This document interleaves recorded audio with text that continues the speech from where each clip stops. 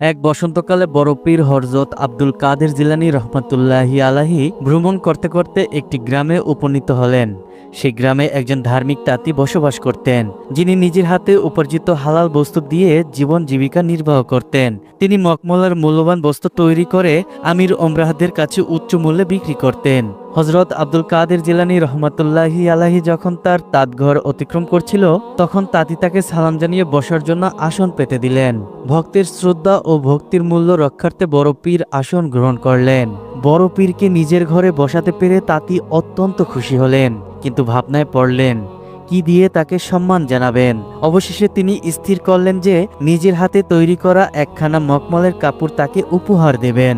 তিনি মকমলের একখানা থান এনে বড় পীরের সামনে পেশ করে বললেন, ইহা আমার নিজের হাতে তৈরি, অনুগ্রহ করে গ্রহণ করলে নিজেকে ধন্য মনে করব।